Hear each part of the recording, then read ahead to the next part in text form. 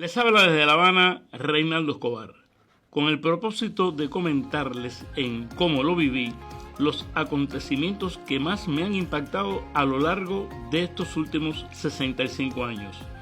Estas no son mis memorias, aunque sean memorias mías. Ya estamos terminando la última semana de junio, lo cual quiere decir que llevo ya medio año haciendo este espacio de cómo lo viví. Y justamente en la última semana de junio, pero del año 2002, el Parlamento cubano aprobó lo que se conoció oficialmente como una reforma constitucional que tenía como objetivo decretar que el sistema socialista era irrevocable en Cuba.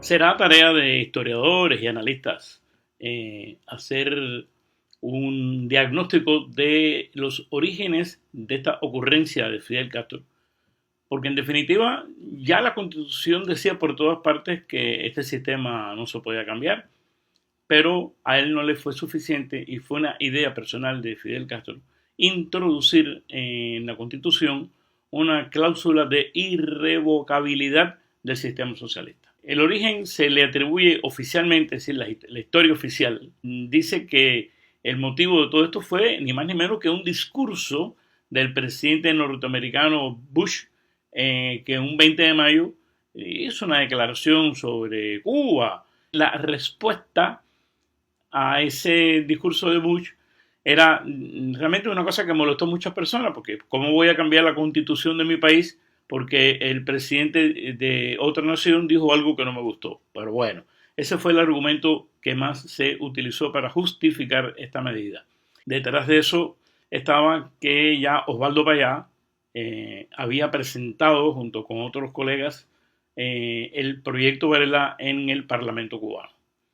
Y claro está, el proyecto Varela ponía en tela de juicio esta posibilidad de que el socialismo fuera eterno en este país. Y por esa razón se puso un fusible, como se dice. Hay una frase muy cubana que dice, poner el parche antes que salga el hueco. Bueno, ya este hueco estaba abierto. Y este parche que inventó el señor Fidel Castro era con el propósito justamente de que nadie moviera nada en el sistema. Esto fue comentado por algunas personas fuera de Cuba, en algunos medios y sobre todo los simpatizantes de este proceso llamado Revolución Cubana, hablaron de que en Cuba había habido un referendo que había aprobado esta medida, ¿no? El día que esto se analice bien hay que ser muy precisos, porque aquello no fue un referendo, aquello fue una consulta popular.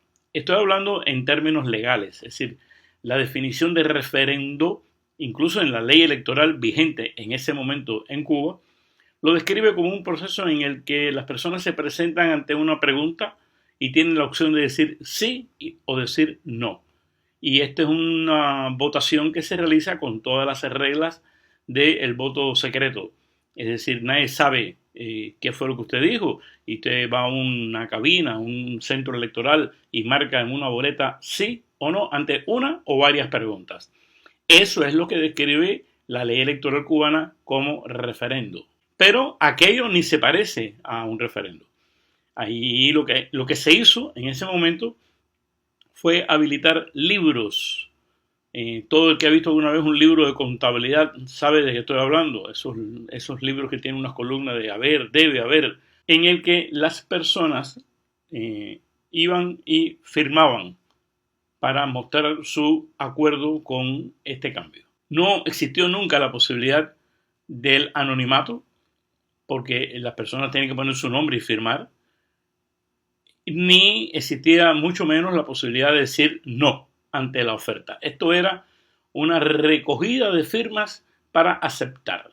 Y estos libros se colocaban en los comités de defensa de la revolución, de manera que la natural tendencia que tienen los ciudadanos de esconder su inclinación política cuando se vive en una dictadura, funcionó como maravilla, porque claro está, aquel que no se quería marcar como desafecto, pues iba al local donde se había habilitado este libro y firmaba aun cuando en su interior creyera que esto era una atrocidad. Según los datos oficiales,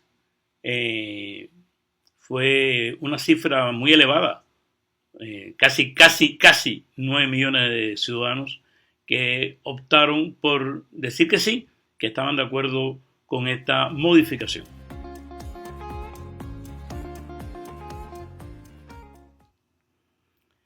En el edificio modelo yugoslavo donde vivo, que tiene 144 departamentos, hay 3 comités de defensa de la revolución, dividido por la altura de los pisos. Hay un CDR que va de planta baja al piso 6, otro así, bueno, en fin. Y cada CDR habilitó un libro para sus miembros. De manera que las personas que dirigen el Comité de Defensa de la Revolución en cada una de estas áreas conocen perfectamente quién es quién, dónde vive, qué hace, a qué se dedica. Y cuando estos presidentes de los CDR notaban y comprobaban que en todos los ciudadanos que vivían en el área que le correspondía a ellos ya habían firmado, pues el libro se cerraba y se sellaba y se enviaba a no sé a donde tiene que mandarse, y era una victoria. Aquí tenemos el 100%.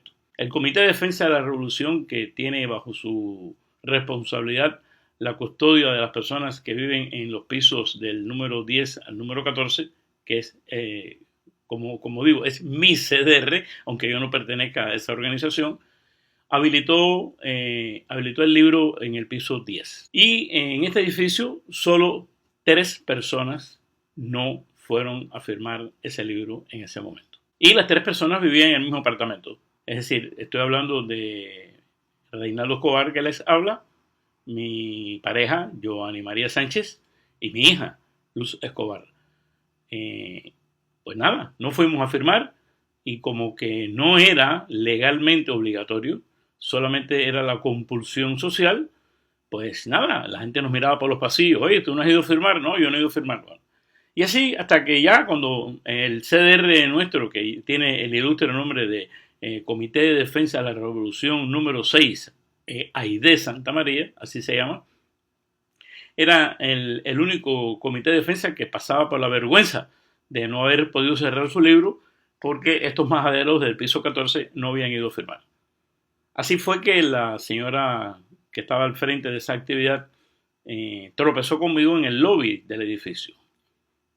A la hora esa en la que hay una cola para tomar el ascensor, porque es las 4:30, la gente que baja a la bodega, la gente que llega del trabajo. Vaya, que el lobby estaba concurrido.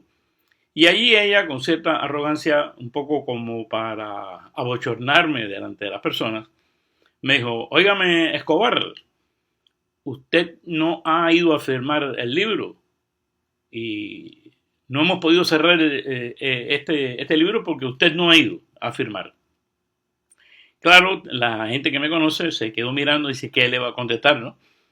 Y yo muy seriamente le dije: mire, ni lo firmé ni lo voy a firmar, porque esta medida constitucional dice que el socialismo será irrevocable y conmigo usted ni nadie va a contar para que yo firme y apruebe algo que negará a mis hijos y a mis nietos la posibilidad de vivir en la sociedad comunista.